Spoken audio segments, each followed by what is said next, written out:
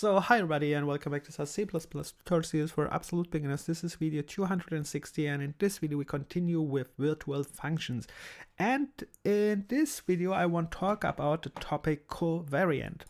And before we go into the text here, I give you a fast overview what a covariant is. In simple terms, it is just a return type which is not the same return type as the base class. And what I mean with that, let me give you here an example. For example, we have here struct base. We have here virtual function defined, our start point. And let's take this one here, which is a b pointer. We have a return type. It's a function. It's a virtual function and the return type is b. But then this struct here is our base. It's our start point.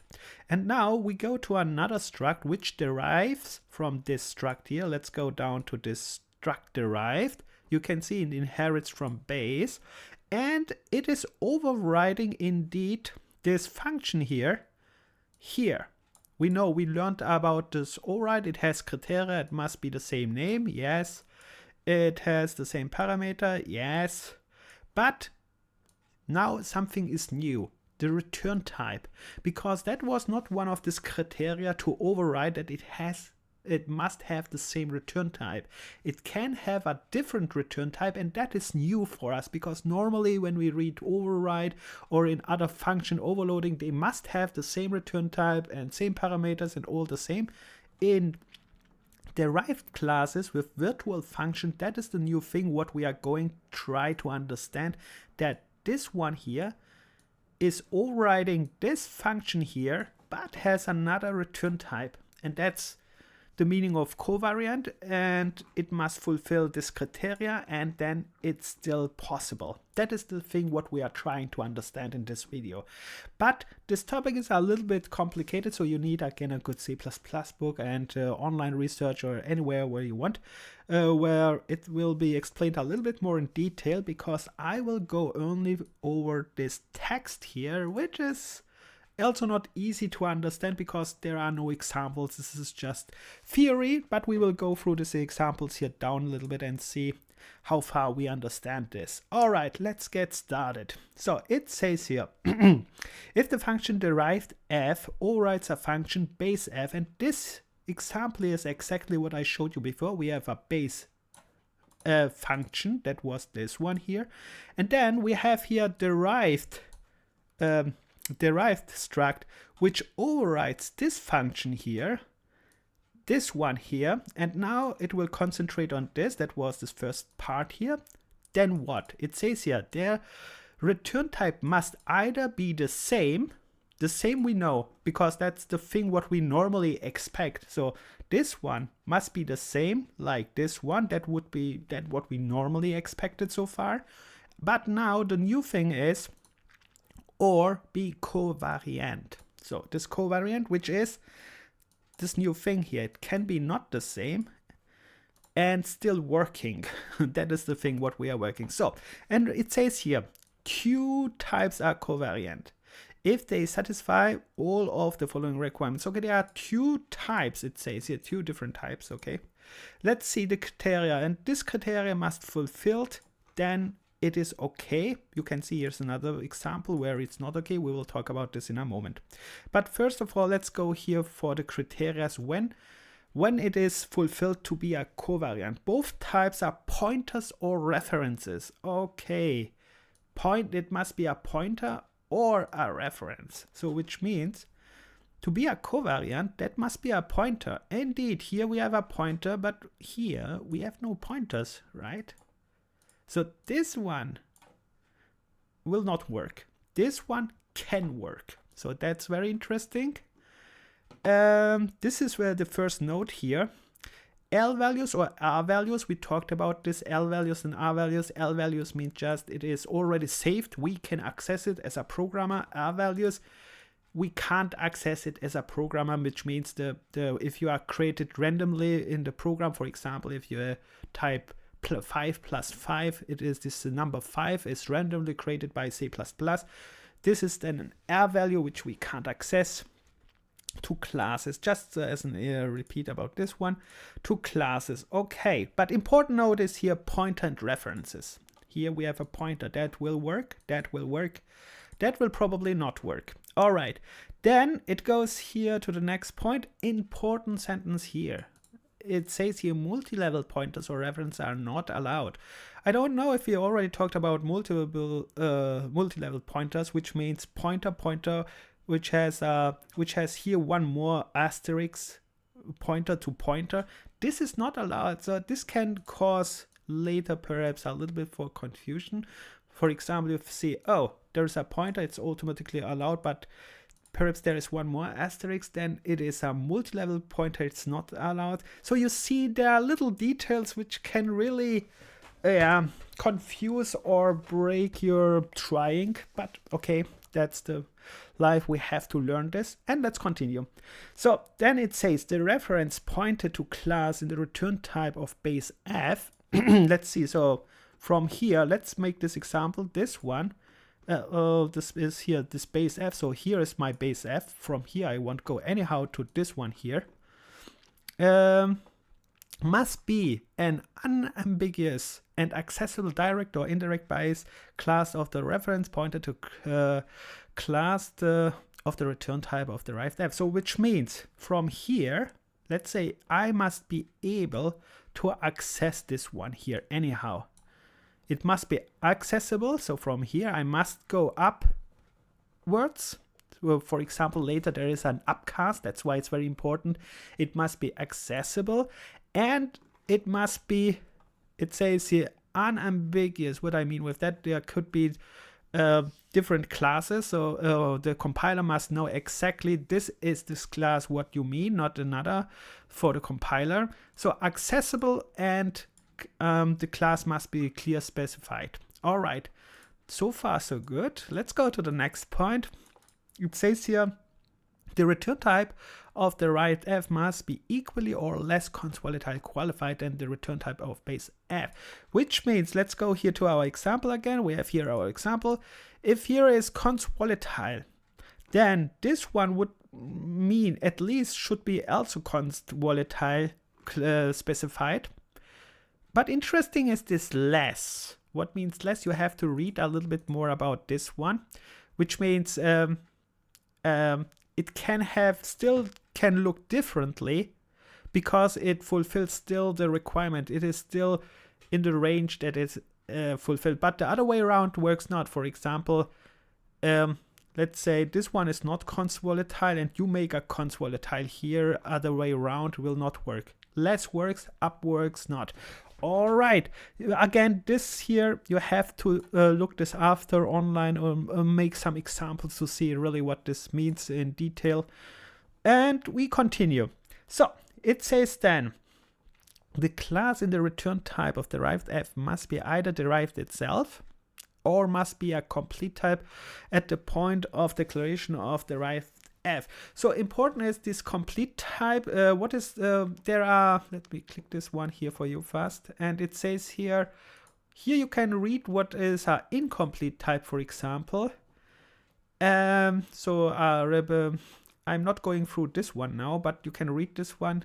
What is an incomplete type? For example, type void and incomplete definition of object types.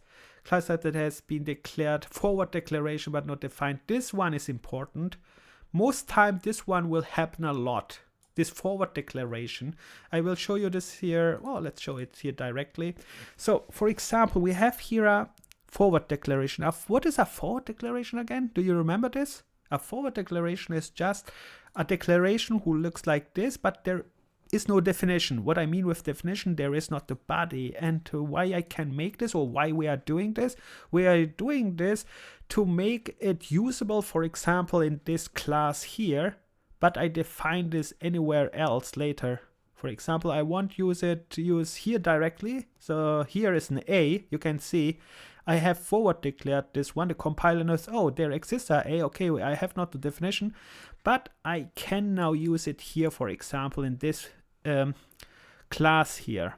Forward declaration means just make it visible for the compiler, and later when you really use it, then this has to be defined later, definitely, before the real use. This is just for the compiler. All right, but important is this forward declaration is considered as an incomplete type. So you can't, let's go back to our sentence here. It says here we can't use that. So for example, if you make something like that, you can't use this as a, sorry, you can't use this one here for this covariant, right? It must be either derived itself, it says here, or complete type. That would be an example for not complete type. All right, so let's go here to the next sentence. It says here, when a virtual function call is made, the type returned by the final override is implicitly converted to the return type of the overridden function that was called. So that's important here. It means here implicitly converted. Implicit, what means this again? Implicitly means all time the compiler make it behind the scene. We can't see it. It's most time bad because normally as a programmer we wish to see what happens all time in the code so that we can follow it a little bit easier. But you have to know the compiler is converting them upwards, most time in the upcast. The compiler makes a lot of upcasts. For example, from here it says, okay, you call it this one, but I know it's a B, so this one will be converted to B later. Implicitly means behind the scene, you don't see it. Even it says D, I make it to a B or something like that. But we will see this here a little bit in a moment when we go through the examples. And that's why this implicitly converted, that's why it's also important that we have accessibility to the base class that was here. Where was this? Accessible and something. There was anywhere accessible, and here accessible to the direct or indirect base class, which means you can upcast it, because if it's not accessible, it can't upcast, something like that. All right, again, this overview what I gave you here with little explanations is too less probably. You have to go, like I said before, in C++ books to go a little bit more in detail. But this is sort of base thing, and actually it's not a big deal, because I mean, the point is the baseline is very easy. It is just another return type which can be used as the base, and they are most time in derived, but the problem is here probably how to use it. And now we go to the examples, and then you will see what I mean. It's a little bit more complicated. We have to train this normally.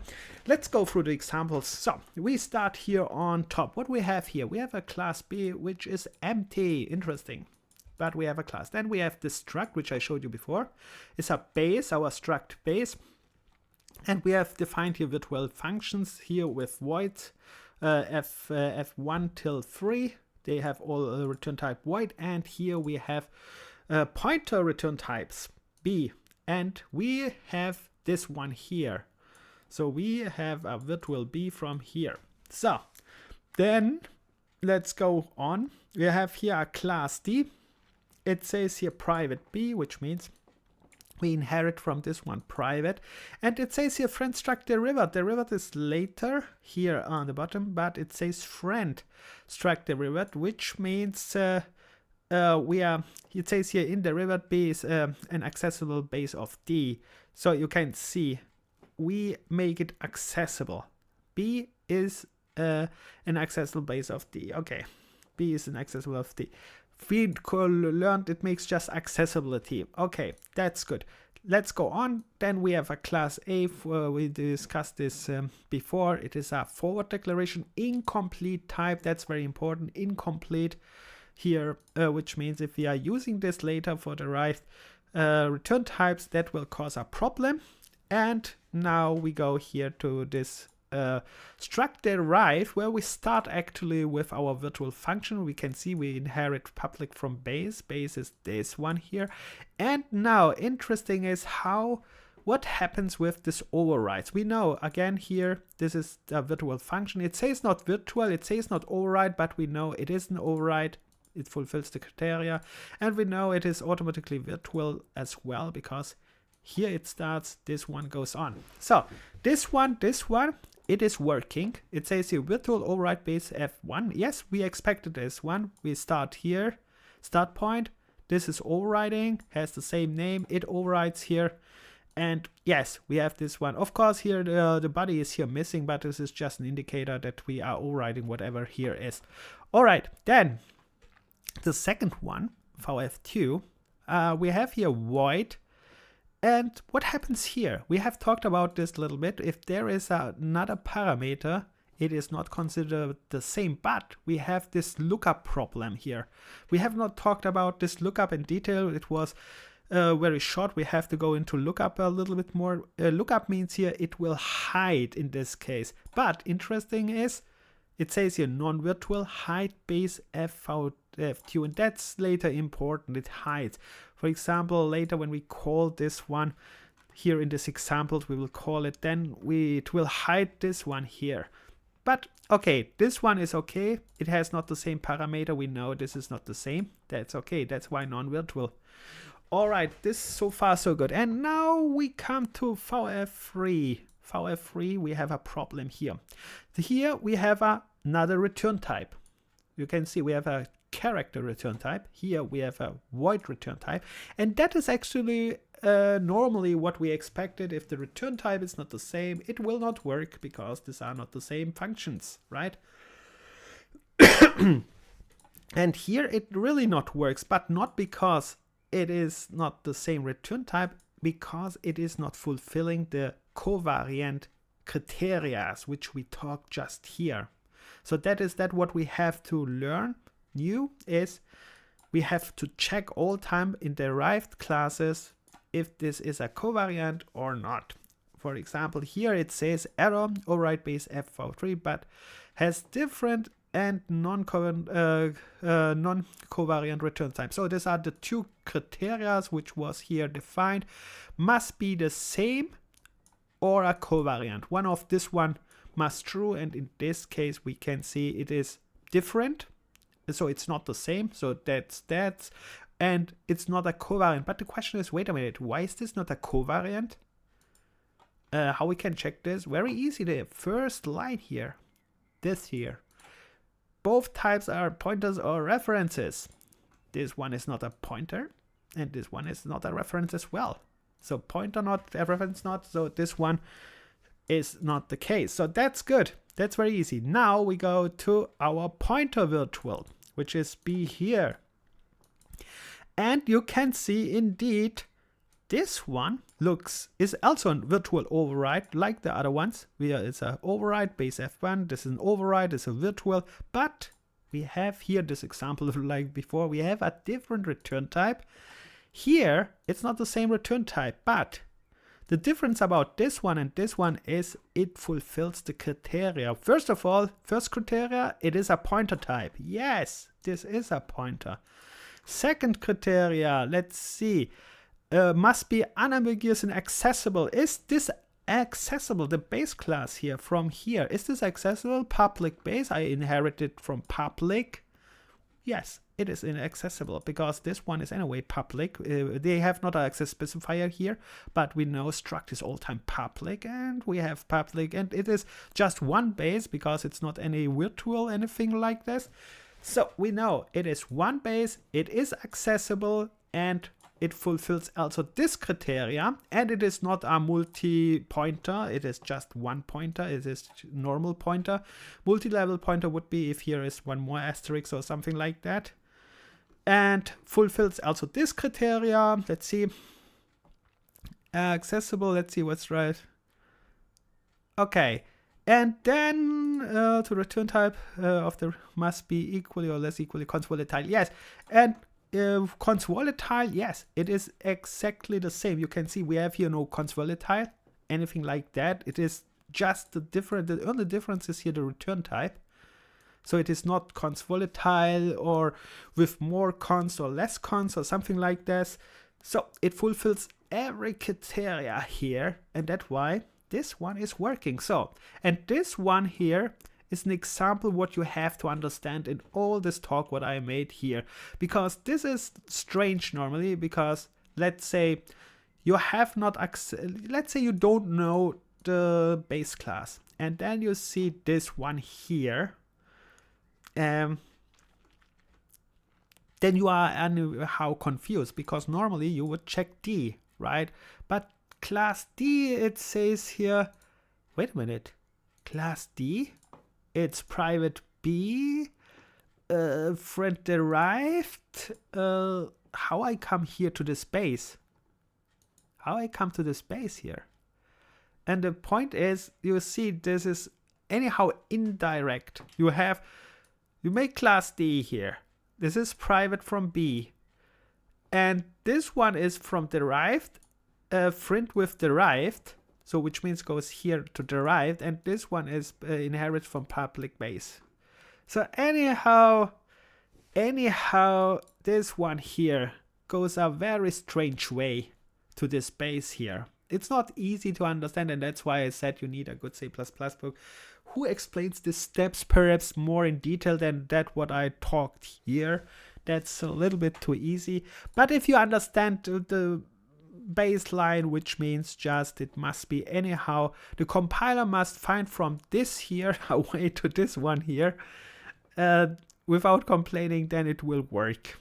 That's so. For now, it is good if you understand this, because the next example, we go to the next example now, it says here again, you can see we have a B pointer, it fulfills our requirement, yes, it's a pointer. And now we go here to our derived class again and said, oh, wait a minute, why is this an error? The other one worked and now it's an error. What is the error? And here, okay, they already wrote it. It says here R is incomplete type, and that was what I showed you before. That was again a criteria. It was here, or must be a complete type, and we have a incomplete type. It's a forward declaration. It's considered to be a incomplete type, and that's why this one is not working. If this A here would be a full class, which means with a body, like something like here, or something like this one here, then, and we can anyhow access it. Important is also accessibility, because that's also very important. Then we can here refer to it, but right now it says here just incomplete type, so we can't, and we learned here incomplete types is not working. So let's go to the objects examples that was just in the derived class. Let's say here, so what is happening here? So we are creating a derived object D called D. So we are making here an object of about this one, and then we are creating an object BR from a base, a reference to D. So we are referencing this one. BR is referencing to D. So from here, base a reference to this one here. Okay, and then I make the derived, which is this one here, dr, is referencing to D, to itself, more or less, to derive, so itself. This one is referencing to D, which was created here, but the same class. You can see. All right, so far so good. I hope you can stop this and try to understand this a little bit more in detail. And now we go see what happens here. It says here BR. BR was our reference from base to derived, right? That was the reference here. It says here, it tries to call VF1, which is this one here. I try to call this. What happens here? It says here calls derived F1. Why it is calling this one? We have BR. It's a base, but it's calling this VF1. Why is this calling VF1? Because we learned already, we are talking here about virtual function calls. And this one here is pointing to D, which means we are pointing to this class here. And it starts from here, and this one is the final override. Right, and this one is then, that's why this one is called derived VF1. We talked about it. It starts from here and then it goes to tries to find the final override, right? Okay, then BF2. What happens here? We have here BR again, VF2. VF2 is here, but wait a minute. What happens here? It says here call space VF2. This looks very simple, right? This looks very simple, but why is this one calling VF1 in derivative here, and this one is calling VF2? Why? And the answer is, when we go to the derived class here, is you can see this here is not an override. Non-virtual hides BFV2, it is not an override. And we learned already in virtual function, the compiler starts here and tries to find the final override, and in this case it considers just these two classes, but here is no final override, which means this one is the final override. That's why we have here BF2 calls base FV2 here. This one, final override. In the first case was, yes, we have a override, here non-override. And that's why we have these two differences here. Here's one derived, here is base. Even they look similar. They look similar, but override determines which one the compiler is using. So let's go to our arrow example. Let's see what happens here. We start with dr. dr is this one here. Reference to it's a reference to derived itself, and then it is calling VF2. So we are here. VF2 is this one here. But interesting is, wait a minute, if you are trying to call dr VF2, there is an int. You are not even calling with an int, right? There is already something wrong here. And you can see it says here arrow VF2 int hides VF2. But interesting is this message here, because they are referring to, you can here, they are, for example, you can call, normally it starts from here top, right? So let's go here for F2, it says here. And the point is, let's see what's happening here. F2 int, it jumps here to this one. But again, that was this lookup, what we not talked here in detail. The compiler has a lookup table. And in this case, like it said, it hides VF2. What this hide means is, yeah, it is not considering this one. Even this one exists.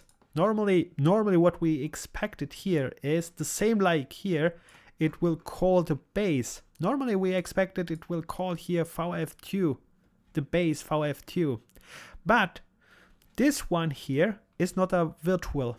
Yeah, it's not a virtual. And it is and this one hides this lookup. You have to look this up. We have to go to this lookup table one in a separate video in the future. But this one is hiding this one. And this one, that's why it's not considering. You can see it's a little bit more complicated about this lookup table, when it works, when it's not works. And that's why I said, in general, not so difficult, because it's just return type. You have just to determine if it works or not. But these little details, yes, this is confusing a little bit and need to be practiced. But let's continue. Let's do this last thing here as well. So let's see what we have here. We are creating a pointer, b pointer, and with this pointer we are assigning our br, which is pointing, this is our base pointing to our derived. And what we try to call is here the VF4, which is this one here. And what you say, is this possible? So when we have here b pointer, which is this one here, and it says, let's read this one and see if this is true, calls the derived VF4 and see, and converts the result to b. That's interesting. Here we have a convert, but the question is, how is this doing that? Let's go through. First of all, b is here on top, our class b. All right, so far so good.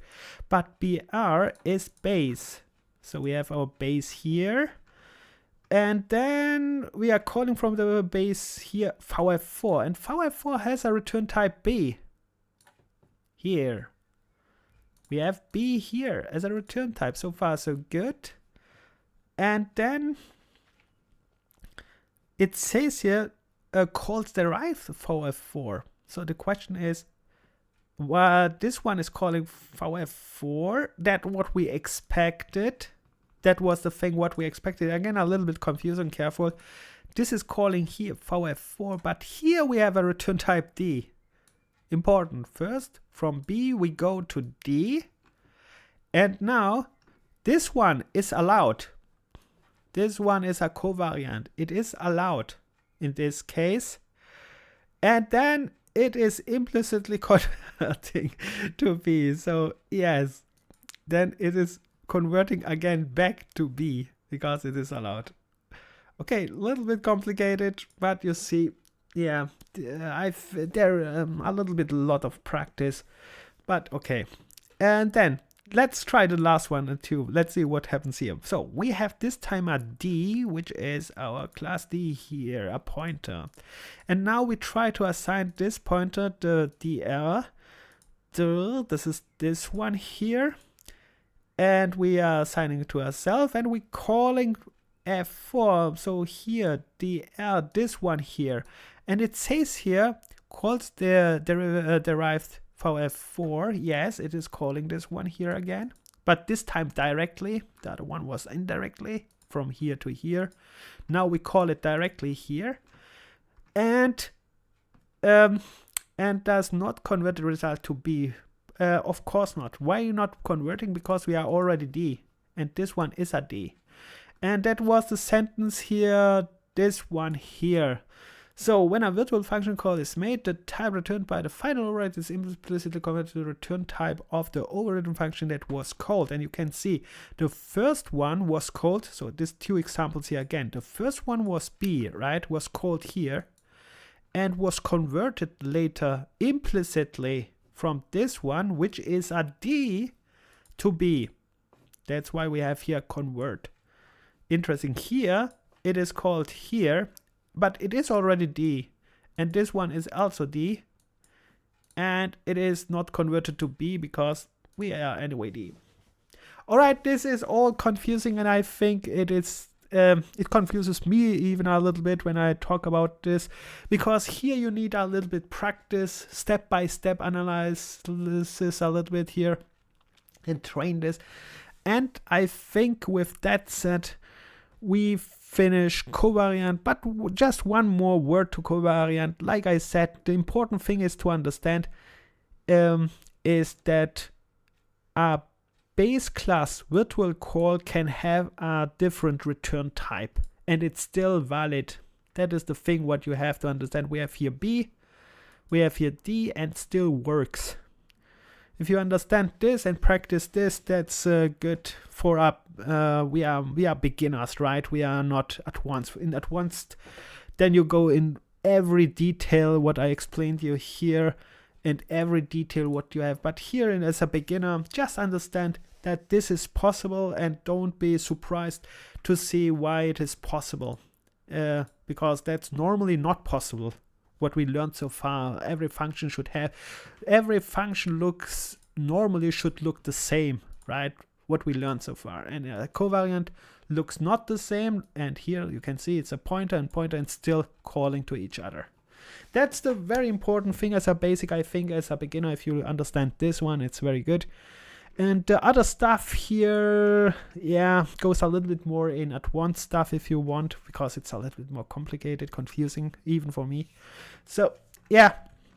But with that said, I stop this video. If you have any questions or anything else what you want to write, then do it in the comment section. See you in the next video. Bye, good luck, and like all time, have fun and never give up.